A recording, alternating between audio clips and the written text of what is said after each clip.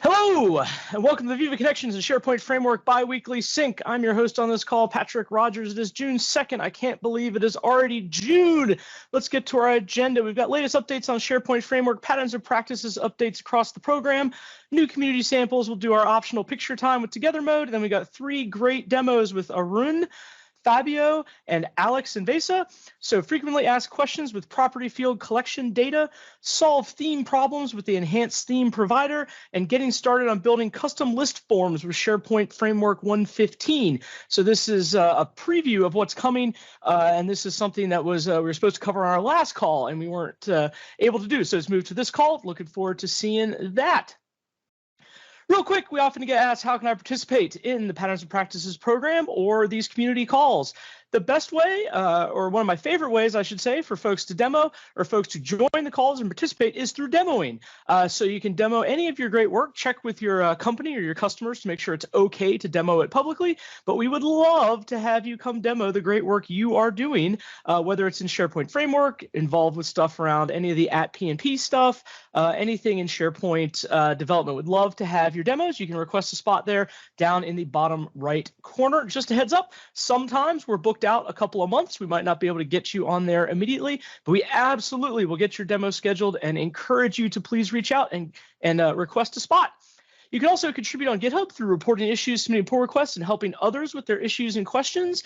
And then we always appreciate your feedback. How are these calls? How's our documentation? Where else can we help? And positive feedback is okay too. If we're doing something you like, we can always do a little bit more of it.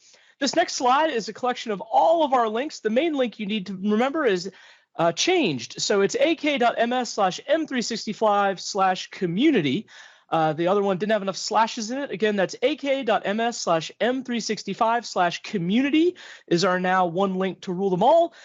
So we've changed that, but that's going to get you to all of our developer videos. There's going to be topic focused, how to get started on things like authentication, connecting to Graph, getting started in SharePoint Framework. And then we've got community videos, which are going to be the recordings of this call and all of our other community calls. So if you missed one or just want to catch up on something you heard, you can always check that out. As well, we've got links there to all of our open source organizations, PnP, Office, Dev, Microsoft Graph, and SharePoint, all of which have opportunities to provide feedback and join in and contribute if you are interested. And then sample galleries, tons of samples across the entire M365 service.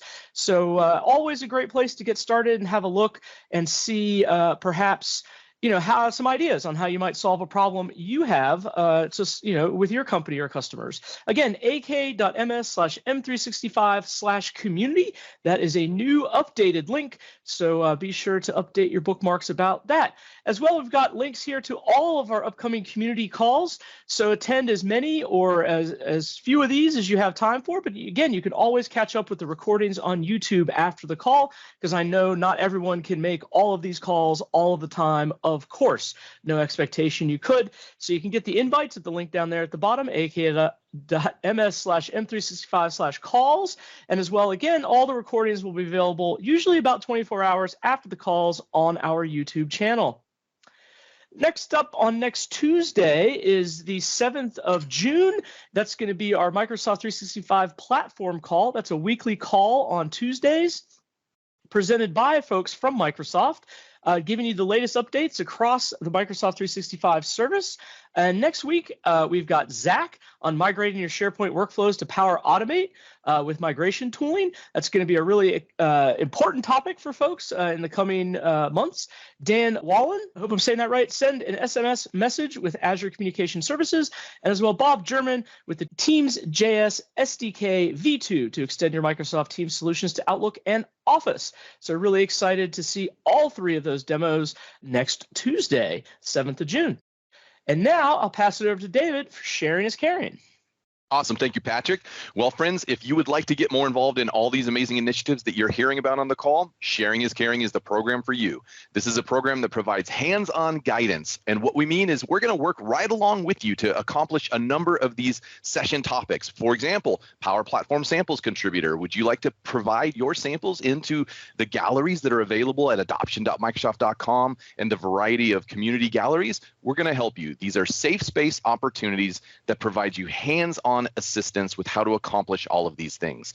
Now, one of our newest and most exciting sessions, Writing for the Web with Emily Mancini and Hugo Bernier, open for registration. There are 2 dates, and hot off the heels of Build, there's going to be a Power Platform, Power Pages 2-part session coming soon at the end of June. You may have seen a tweet around it with some requests on how far you'd like to see those 2 parts away from one another. So definitely let us know. We're excited for that. aka.ms/sharing is caring. Now, once you have contributed, we absolutely want to recognize you for all the amazing work that you're doing. This is a program that is powered by Credly. Yes, that same Credly that manages the certification badges when you get certified with Microsoft. So that means when you perform all these actions in the community, we're going to formally and officially recognize the work that you're doing by providing you an official badge through Credly. It can be associated to LinkedIn, shared on Twitter, put on your refrigerator to show your family how awesome you are. We want to recognize and celebrate you. We do need you to opt in. This is a no-cost opt-in, and you only need to do it once, and we will continue to track all of the amazing work that you're doing in the community. You can do that at aka.ms/m365pnp-recognition. Patrick, back to you. Great. Thanks, David, for those updates. Now we're going to move on to SharePoint Framework updates with Vesa. Here we go. So SharePoint Framework 1.15 release candidate is out, and that was released last night. And that includes, for among the other things, list and library form extensibility options and all of that. This is release candidate. We potentially have one more release candidate before we will go GA, but right now the intention is to go GA with 1.15 in June. Now, quick update on what's actually happening. This is not rolling 28 days. This is actually day-to-day usage on SPFx worldwide. And we do have tens of millions of monthly active users using custom components developed by customers and partners, so third-party components, which is really, really cool. And all-time highest usage on the day level was this Tuesday this week. So Monday was still off in certain areas of the world, and then Tuesday is a normal working day, and we did an all-time record again. And that's expected to grow until we hit the July-August timeframe when it goes a bit down, and then it goes a bit up again on the August. But that's good. It's a safe bet on investing in here. A lot of investments, a lot of stuff in the roadmap, and a lot of usage as well. 1.15, quick update on that one. So the release candidate, as mentioned, was already released yesterday. We do have a tutorial released as well, and that's linked in the release notes. With that one, there was a Microsoft Graph SDK v3 support, so you're able to explicitly request which SDK version you're actually using. And there's a ESLint support, so we finally dropped the TSLint, and now it's using ESLint. Then TypeScript 4.5 support for Teams SDK v12.1. So not yet the Teams SDK 2, which went just GA pretty recently. We're looking into doing that in the future, of course, as well, but now it's 1.12. And then a lot of bug fixes and all of those are being mentioned in the release notes. And of course, the new feature, which Alex is going to showcase today in a bit more detail than I showed in the last time, is about the form and library customizers. We're going to talk about that one. Other than that, a lot of Viva Connection and SP and Teams improvements as well. Some of that might slip from the 1.15 to 1.16. The Node CX16 support might be actually, unfortunately, something which we can do only in 1.16, not in 1.15. There's a internal technical dependency between the native SharePoint UX, which is blocking us potentially to do this transition in 1.15, which is a pity, but 1.16 is scheduled to go to beta in July already. So we're looking into moving into this quarterly release mode again and trying to do that. But that's it from my side. Let's move forward. Thanks, Vesa, for that. And now we'll go over to Julie for PnPjs updates. Thanks, Patrick. So version 3.4 is scheduled to be released next week on June 10th. We have, obviously, as we always do every release, some documentation updates. We're constantly trying to improve those. So you'll see that every single time. We've done some significant package updates to this release as well, updating our testing frameworks to a major version release. And so that will be scheduled. We added schedule publish feature for client-side pages. So that was enabled since it's now available in all the tenants. There is now paging support for the graph library. Thank you very much, Patrick, for doing that hard work. And additional fixes and updates that come in. We will be continuing to evolve on those. Don't forget about the nightly builds. We recently added some documentation. That's one of those general documentation updates on our nightly builds. So every pull request that is merged in will show up in the nightly build for the next day. So if you want to test out any fixes that have been merged in, you can test those out in those nightly builds. So that's pretty helpful before we actually go to a full release. And then, as always, let me just remind everyone to follow us on Twitter, M365PnPjs. And that is all from me, Patrick. Back to you. Great. Thank you, Julie, for those updates there. Excited to get the new version out next week. CLI for Microsoft 365 has a new version 5.3 out with managing lists and list item permissions, retrieving list of security alerts for your tenant, setting certificates on new and existing Azure AD apps, and more. You can always install version 5.3 using the commands there. And as well, you can use the Docker container, which is a great way to get all the dependencies and everything wrapped up in a container for you. Nice, easy way to use the CLI in an isolated environment. And then you can get ak.ms/CLI-M365 will get you all the docs and updates for the CLI. Certainly check this out if you haven't. It's a wonderful tool to have in your tool belt for your Microsoft 365 development. Next up is SPFx Reusable Components. React Controls 3.8.0 is out. These are the controls designed to be used in the body of your web part or application customizer. People picker enhancements, adaptive card host enhancements, supporting for section backgrounds, and various other fixes. You can check out the release notes there at the link. And then the React property controls are in version 3.7.0 with updates for the property field list picker and the property field color picker. Those, again, are the controls designed to be used in the edit pane of your SharePoint Framework web parts. Thanks to all of our great contributors for the SPFx controls. That's a set of controls that continues to grow and be enhanced by a wonderful set of community folks. And if you're looking to get involved, if that's a place you might be interested, you can always find more information at the two links down there below. And you can follow on Twitter, M365PnP Controls, to get the latest updates and releases there. Next up is Modern Search, ak.ms/PnP-search. And this is all about building modern search experiences with flexible web parts. We've added adaptive card support in the dev branch. That's not quite in the main branch released yet, but version 4.6.1 is out. That's the April release. You can see all of the latest updates at the link there. And then thank you to all of our contributors. So again, if you are on the version 3 branch, I encourage you to update to version 4. The version 3 branch is not really being updated at all at this point, as far as I'm aware. As you can see, the last release was in December of 2021. So encourage you to get updated on the V4 branch and get all the new features and capabilities, and check out the PnP Modern Search for building all of your great search portals in your companies and customers. And then finally, we'll go over to the PnP samples with Hugo. Thank you. So if you are trying to get started using SharePoint Framework and web parts or extensions, we have some samples for you. And these are the updates for the last, since our last update, so the last 4 weeks, I guess. So we have a update to the frequently asked questions with property field collection data by Arun, who actually is presenting today. And so we'll be seeing some cool stuff. We also have pages hierarchy from Nick Brown, who's updated. Actually, it's a great example of how to support upgrading your web part when you go from one version to another, and you're changing the properties that are being stored. So Nick is actually showing a great pattern for that. We also have a new web part, my awards, from our friend Louis. It's a great example that uses a beta graph profile endpoint to list your awards. Now, this is a beta endpoint, but it could change in the future. But you can actually use some endpoints here to go submit some awards for user profiles, and then this web part will display them. We have an updated filterable image gallery by Ari Gunawan, who's updated it to SPFx 1.14 and made a whole bunch of cool fixes.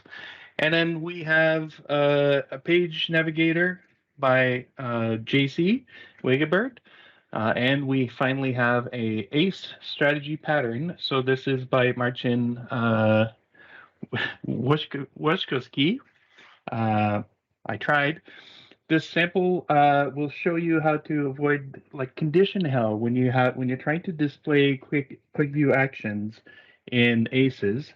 And if you think about a whole bunch of conditionals, you can actually kind of refactor your conditions into a very cool pattern.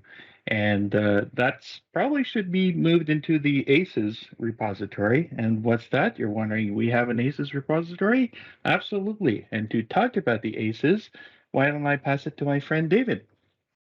Awesome. Thank you, Hugo. Well, we have a lot of updates, no new samples, and we're always looking for new samples. So feel free to submit those new samples. But Nick Brown has been a busy little bee. He has made updates to 4 samples, office locations, unread emails, my calendar plan, and news feed. So Nick, thank you so much for helping out there. And that's always a contribution, friends. If you don't have something holistically new, feel free to submit some updates and improvements, especially as things progress through new versions. Additional PRs being processed. And again, we love new samples, so don't hesitate to get involved and reach out if you have any questions. Patrick, back to you. All right, thanks, David, for that. Now we'll go to our optional picture time. Yay! One second. This happens every single call, but I'm just never prepared. You got me surprised. I know, it's surprising that it happens every call. It's just amazing. Just no way to predict it. Exactly. Even though we talk about it in the agenda at the top of the call. No way to know it's coming. Yeah. I'm sharing my screen. One second. And then moving in here. Oh, I can see a good picture already coming there. We're filling in a few more seats in the room. And I will put myself enabled in a camera as well. Not recording yet. We do have 4 seats. Filling in. I will set the recording. Let's wait for a while still. No rush. What are you doing on the background? What was that? Yes, excellent. Let's do some hand waving, everybody. We'll grab a GIF animation out of this one. Thank you once again for joining. And yes, now we have a full room of people. Awesome hat on the 3rd row as well. Great to see. Excellent. Thanks. And thanks, Seb, for being the example on the back row as well. Excellent. Thanks, everybody. Patrick, back to you. Thanks, Vesa. We're just going to go right to Arun. If you're ready to go, you can take over the presentation and tell us all about frequently asked questions with property field collection data. Yes, sure. Yeah, let me share my screen.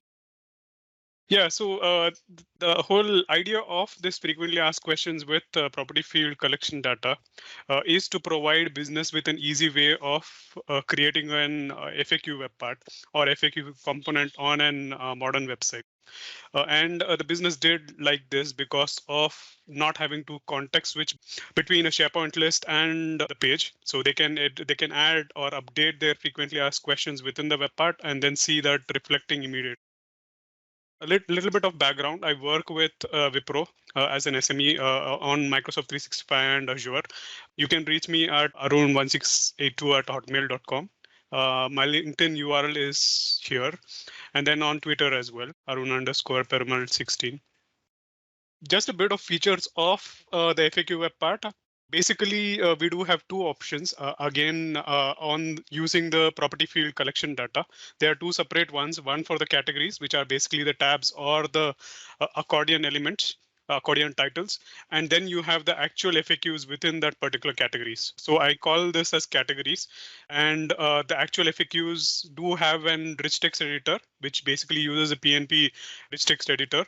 And then based on that, it sorts and shows. I do still use the sorting functionality, which provides a sorting capability for both the categories and the rich text. There is an ability to view the FAQs as both accordion and tab. Tab uses pivot from the PnP controls, reusable controls, and there's a search capability as well. When you search for a particular text, it searches within the question and the answer and highlights within the search area. The default display for the mobile device is an accordion. At least this is one of the things which I feel an accordion displays better on a mobile device than a tab. And there's a custom custom accordion component, which is based out of React Accessible Accordion as the other example that is there in the thing, but has a complete code inside this. This is another thing that I follow. If there is a certain component which you can reuse and build and maintain the code within your SPFx web part, that's the way I do, or at least I recommend. And if there is a component which is available in React NPM package gallery, and it's something which is reused more frequently, then use it as is, but keep a track of it to make sure that it is not stale and it does not have a lot of bugs or any of those, or rather it is well maintained. And the themes and the colors are directly inherited from site. So if you set your primary theme, if you set a theme to a different thing, it automatically reflects on the UI, the accordion and the tabs. Search box basically uses Office UI Fabric. Most of the components are out of box, or rather components within the PnP community, basically, or rather from the PnP framework like Fabric and others. Basic idea is to use the ones that are part of the Fabric and others. Let me quickly take you through. So as you can see, this one talks about, as was in my screenshot of my web part, this has the Viva topics FAQ from the Viva site. I'll just edit and show you the functionalities that are there. Basically, as I mentioned, there are two features. One is two property control collection data. One for the categories, where you define your categories, which are basically the tab or the accordions, and you can sort as well. And then you have the FAQs, which are basically linked to the categories by the category name, again a collection, which is displayed as a dropdown. And then you have used the editor. There are some tweaks that I have done here. Like, for example, the UI is stretched so that it can accommodate a better view for the display of the rich text. Okay, and there's a slight issue here as well, and I've sort of accommodated it to make it near to the box so that you can change and see. Okay, and again, there's a sorting available for here as well. You can, in fact, even have a read more link if you need, and the text for that particular read more. So basically, there are two options, as I said, right? You can either display it as an accordion or as a tab. Tab uses the pivot. I'll show you that when I go to the code. Okay, I will switch it back to the accordion and we will see the search part. So this uses the accordion, which is a custom component. And as you see, the site theme is reflecting on the component. It uses the current selection, and then based on that, the primary color is used for it. So let's do probably a search for, say, topics. You see that specific FAQs are searched and it is highlighted as well. If you change the thing to a Viva, then it automatically updates because it is working on the collection within the component. And this way it is a little bit faster. There is certain lag. One drawback to this is you can't use it for a large amount of data. If your amount of information that you are going to render is a little less, or rather is about 15 to 25 FAQs or so, it works fine. But if there are too many, I would still suggest to get it from SharePoint list rather than from collection data. And the default one, when you add the web part by default on your page, you do get the default information, and it is as a tab. I'll just quickly show you by adding it again.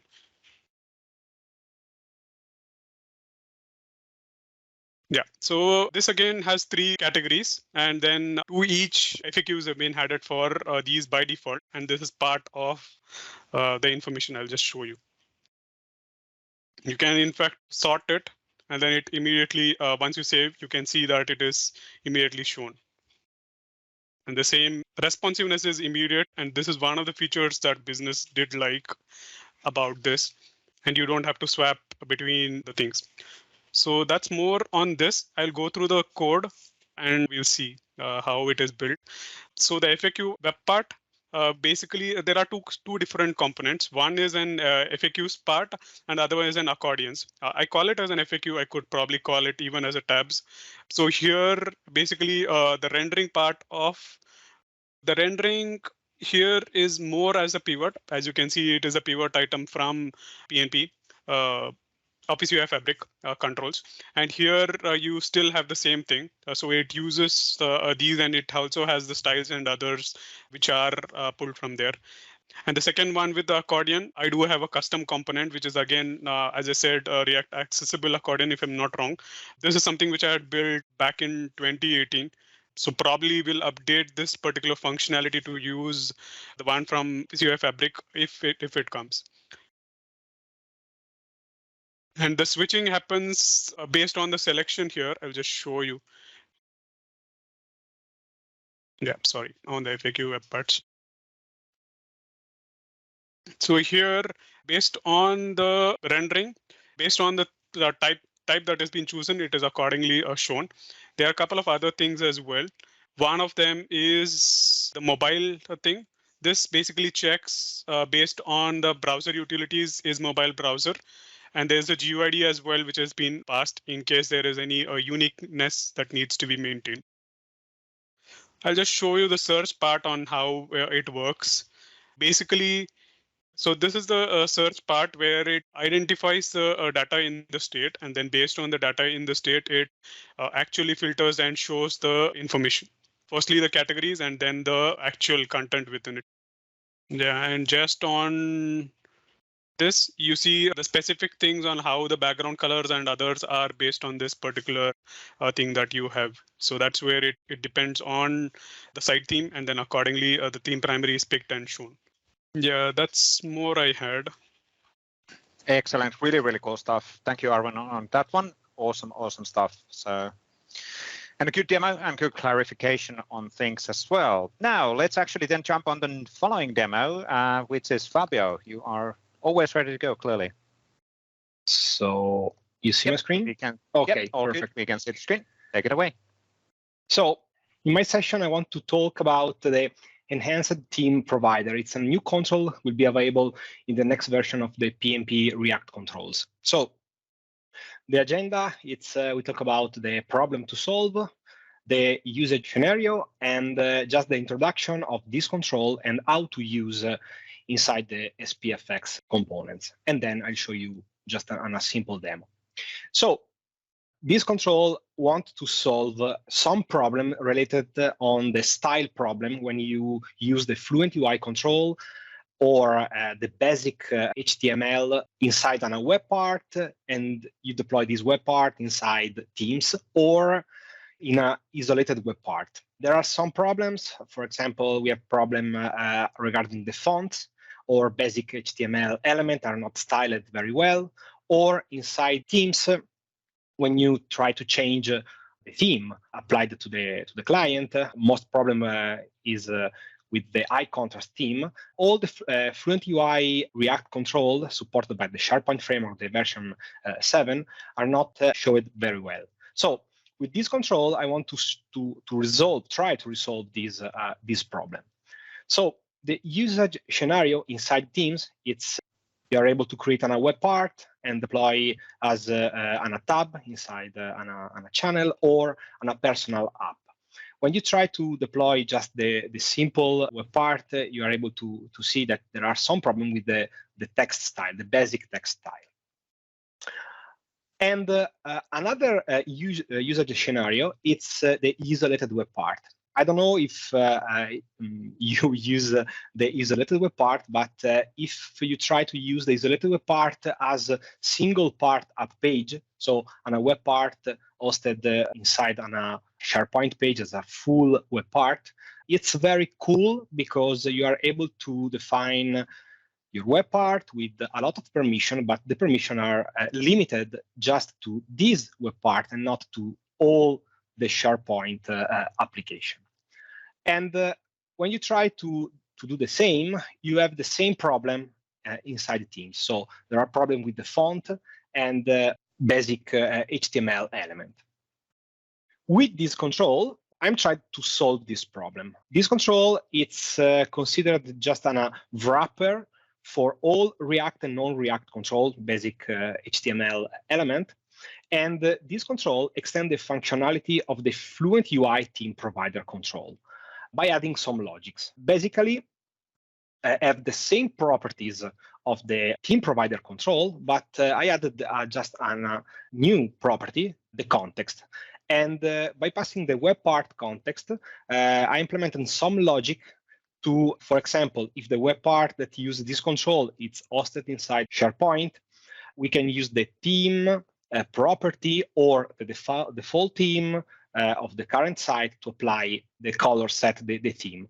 But if the web part is hosted inside Teams, we can use the context property. It's automatically implemented inside this control to check which theme is currently applied to Teams and intercept the theme variation if you try to change the theme in the client.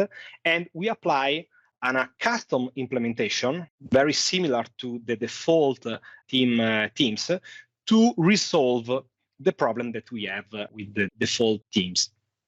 So another cool property that it's inherited from the theme provider control, it's the apply to property. You are able to set element, body, or none. If you set element, all the theme are applied to the childs of this control. But if you set to body, the styles are applied to all the page. And this is very cool to resolve the problem for the styles, for example, of the text. How to use this control? It's very simple. You have to install the PnP React control library. At this moment, if you want to try, you are able to use the dev branch. And you have just to put inside your React component this enhanced theme provider, select the apply to property as body element. It depends the usage that you want to use. And you have to pass, because it's a mandatory property, the context of the web part. And that's all. In this way, you are able to put all controls as a child, HTML, and the Fluent UI components will be rendered with a great UI. But if you want to access to the theme generated by the enhanced theme provider, you have the possibility to use the use theme hook if you created a function component, or the theme context.consumer control if you are created a class component.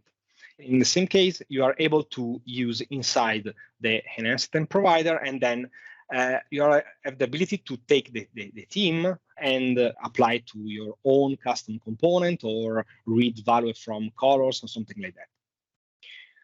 In which way this control is implemented? This is a portion of the code. It's simple, but by using the context, we are able to understand if the control is hosted inside a Teams or not. And in case it's hosted inside Teams, we are able to understand what is the theme applied. And in this case, we are able to take the implementation of the Fluent UI theme for the specific theme of Teams. For example, this is the implementation of the palette of colors of the default theme, but I already implemented the dark, the high contrast theme. And then when we retrieved all the information to apply the correct theme, internally we use the theme provider to apply this theme. Okay, let's show you the demo. And this is just a sample web part as deployed as a personal application. And this web part, it's not using the enhanced theme provider. So this is the problem. The font are not applied correctly. And if you try to change the theme, you are able to see that the font it's not applied with the correct color. The component are not read the correct theme. If you try to reload the tab, now the color is almost okay, but we have some problems with this kind of palette. And then all the controls are not rendered very well. So if you try to use the plain theme provider, it's work, I think, better than the previous implementation. But if you try to change again to the different theme, you have to reload the tab. Now the text it's correct with the correct font and the correct color, but we have the same problem of the palette applied to the default Fluent UI controls. So with this enhanced theme provider, we are able to resolve all these problems. So you are able to see that the font it's the correct, and all the controls are rendered very well. So if you try to change now the colors, we are able to apply automatically the theme. If you try to change again to the height contrast, you are able to see that the font is okay, and almost all the controls are implemented with the correct colors. There are no problem now with the weight color and so on. And the same if you go back to the isolated web part. So this is an isolated web part hosted on a full page app part, and we have the same problem. So the text it's not formatted very well, and stop. So if we try to use on a web part that implemented this control, you're able to see that now the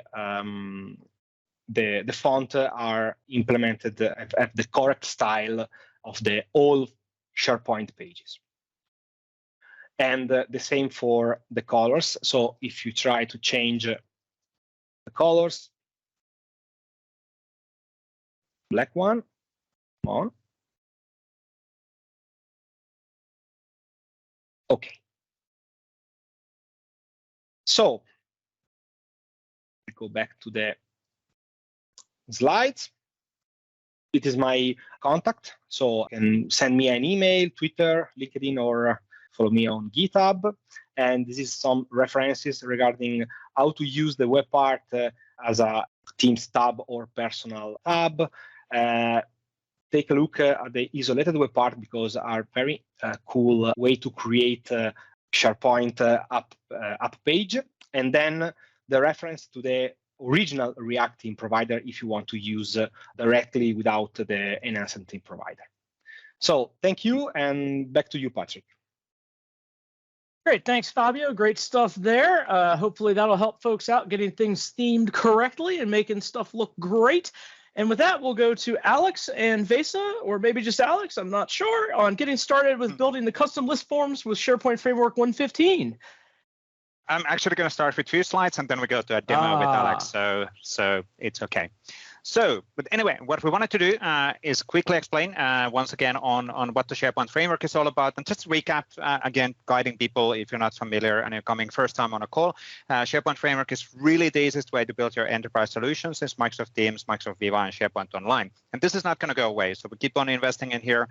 Our team was actually, engineering team was split by 2, and we're multiplying the resources, which is great. So it's awesome to see the adoption. And one of the, as we can see, we've been introducing additional capabilities for Microsoft Viva Connection and Microsoft Teams more and more as part of this journey. Now, we will have a new component type here, starting with SharePoint Framework 1.15, which is going to be then called Form Customizer. And Alex is going to do the live demo on that one today. That's going to make this slide even more squeezed. So that's going to, I need to have some creative thinking on how do I adjust the slide. Just for smiles. Now, one of the key asks what we've been having from a day one of SharePoint Framework is to allow a development of custom modern forms with a customer edit experience. And as we start this journey, we're looking into doing this in a full page transition. We already are getting the feedback that maybe a panel way, supporting panel way would be nicer as well, and we're looking into that as well. It is a journey. We'll start with something and keep on evolving that from there. But what's going to happen, and you'll see that within the demo as well, is that you can associate a custom component which will take over the whole canvas, and you can basically render or do whatever you want within the form. So as we're clicking the new, as we're clicking the view item or an edit item, you control what are the options which are being exposed in the control level. As part of this release, as part of the plan, we're also introducing a new set of CSAM API controls and properties. Initially, again, in CSAM, they're going to be in a Graph API at some point, but starting from the CSAM NuGet package 16.1.22518, 12,000, which was released actually Tuesday this week publicly, we have now 6 new properties available in the content type. And these are the ones which we can use then to basically say for SharePoint that, oh, there's an item within this list. which is content type ID of this. And as that's getting rendered, you should be rendering that using my custom component. And then the component properties are there as an additional way of parameterizing the execution. So you can provide parameters to the component based on the instance, where it's being associated. So one example of that one quickly would be, you would be basically saying for the same component, you would be identifying for text values or adjusting properties or configurations, how the component is behaving between the new form, display form, and edit form. You do, though, actually get that in the context as well. So is the user watching that form in a which form type? But now, let's not actually spend too much time on explaining this. Actually, let's see it live, and Alex can do the live demo, which is a bit more complex than the previous one, which we showed on this. Let me share my screen. Yeah, so for this demo, I have this product list with a few columns in there. And what I want to show two scenarios. First of all, how to debug your form customizer, and the second one, how it will work in your production environment. So first of all, I already have this solution prepared in here. So if we compare what we had in previous beta release and current RC release, we changed the serve.json configuration. Right now, in all the configurations, you don't see the content type ID property in here. And this is because we kind of simplified how your form customizer will be applied to the list during the debugging session. So you don't need to go to the list, check for the default content type, check this ID, and put it here in the serve.json. Instead of that, if component type content type, ID is not defined in your serve configuration, we'll just grab the default content type from the list and apply your form customizer to this default content type. So basically, the debugging process in RC release is much easier than it was in beta release. So another thing that I modified here in comparison to default scaffolded project, I'm using dynamic form from SPFx controls React, PnP controls. And this is kind of basic scenario that you can use for new and edit form. It's kind of the control itself grabs all the fields from the content type and creates a beautiful form for you. And the main thing here for the on submitted and on canceled, I'm providing the on close and on save from our form customizer, and these on save and on close methods are here, and you must call this form closed or this form saved, because these calls will kind of notify our core, SPFx core, to close your page and redirect you back to the list or the home page of the site. So now let me show you how to debug this solution. So it's pretty similar to, and I know it's probably a little bit small, but basically what I'm doing, I'm just doing gulp serve, and let's wait probably for a moment or two or three. Here we go. Load debug scripts, everything as you usually do with any other SharePoint framework solution. And here we are, basically based on the configuration we have in serve.json file. I have page URL here that is for my specific site. I have root folder, which is my list. And page type 8 means that the default configuration will be for new form, the same like here. If you want to debug edit form, you need to provide page type 6 and ID of the specific item. If you want to debug display form, again, page type is changed to 4, and you need to provide ID. Let me go back. So as you can see, the form is rendered. You can do some tests from demo, select some color, whatever it is, click save. And because it's debugging, not tied to the list, you will be just redirected to the home page because we don't have kind of redirect URL in our parameters. But right now, if we go to this product list, I actually have set the new form client-side component ID and edit form client-side component ID for this list. And this is how your form customizer will behave in real-life scenarios. So if I click new in this list, you will see that we are redirected to the specific page, splistform.aspx. It's pretty similar to behavior we had in classic SharePoint with the custom forms. And again, you have the same, basically the same form in here. If I select, and in that case, you're redirected back to the list itself because we have correctly provided all the parameters when you click on this new form. Same if I select some item, click edit. Again, because I have edit form client-side component set to this form customizer, again, I have the same experience. But because I didn't set the display new form client-side component ID, the behavior for display form is still the same. So if I click on this item, I will see the panel. So this is the flexibility you have. So basically, you can separately configure new form, configure edit form, and configure display form. And that's all I have, I believe. So, yep. Let's come back on the slides. I'll do a quick recap on what's going to be available in 1.15 and then the things where we need your feedback still. And I can actually close up the call. See, Patrick, we are right on time for now. I am amazed. I'm truly astounded and proud of us all. This is the first time for 3 months that we're on time. So on the list extensibility roadmap, as part of the 1.15 release candidate, again, we do support overriding the item level new edit and view forms. Association is done in the content type level, not in the list level. But again, it's a matter of an opinion. Every single list has a content type behind of it. Are you seeing that or not from a UX as a separate setting? And then there was a question, good question from Jim already in the chat. So if you're using content type publishing or if you're using content types from root of the site collection and then you use those in the subsites or in the lists, this information does get replicated to so-called child content types. If you're not super deep in the SharePoint, that might make no sense whatsoever for you, but it's as any data within a content type level.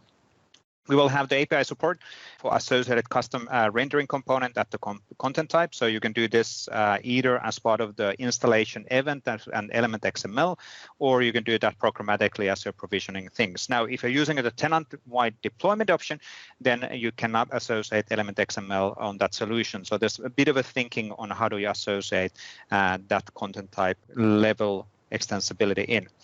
And we already have a tutorial on how to get started with the initial documentation, initial process. It's not super complicated actually, but we're working on a bit more complicated, a bit more throughout sample and tutorial on explaining all of the saving and the creation of new items and all of that as part of this journey. Now, what's in the roadmap or in the plans, and this is basically in the plans without any ETA, is to support showing custom components in the list context panel. So basically, we talked about that one internally. For now, we need to transition to a new page, potentially in the future, maybe depending on your input, depending on how you are giving us the input, is this important or not, then we can actually have that discussion internally with the list and library team to enable the panel level extensibility. But again, we need to get your input on that. We will also support overriding of list default views, potentially maybe in the future. So basically, when you go to the list right now, there's no way for fully overriding that full list of all items. That overriding does not exist. We talked about it internally. Right now, there are no ETA, no explicit plan on that, but it's technically in the roadmap waiting for prioritization, and let's see how that will actually work. And then tenant-wide deployment list support for the list extensibility components. We talked about that one, not yet, at least in the timeline, and that's part of the 1.15. But we kind of acknowledge the requirement that it would be nice to have a way of associating for example, this components to all document libraries cross to tenant automatically from a single location. So having that kind of a tenant level control, but the tenant-wide deployment extension list is actually providing. But again, not yet in the 1.15. So the future versions will have then additional capabilities based on your feedback, based on your input. And as I said, last bullet point on the slide, please let us know what works, what doesn't work, what do you need, because that is super critical for us on adding additional capabilities within the SharePoint framework. Now, I guess that's pretty much it. We have 5 minutes left, so we can actually go to the sequence of closing out for the call. I'm going to answer the questions in a second. For those who need to drop, feel free to do so. So we will have the recording out within 24 hours in our Microsoft 365 community YouTube channel at AKMS M365/videos. Follow us on, subscribe to that channel, or follow us on Twitter to know when there's new videos and content available. That's the easiest way to get notified on that. And next Viva Connections SharePoint Framework call is in June 16th, and the next Microsoft 365 General Development call or Power Platform call is a week from now on 7 a.m. Pacific time. All of the calls you're going to actually find from N365/calls. We have calls for Adaptive Card, Power Platform, weekly platform call. What else do we have? Office add-ins call, and so on. So there's a lot of stuff available. Check them out and download the recurrent invite.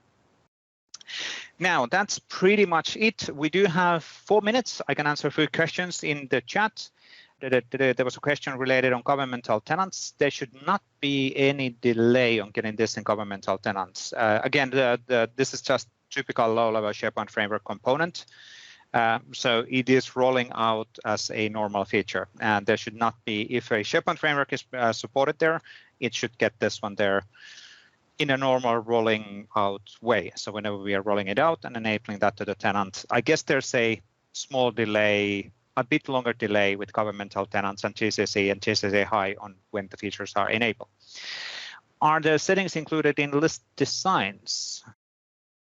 That's a really, really good question.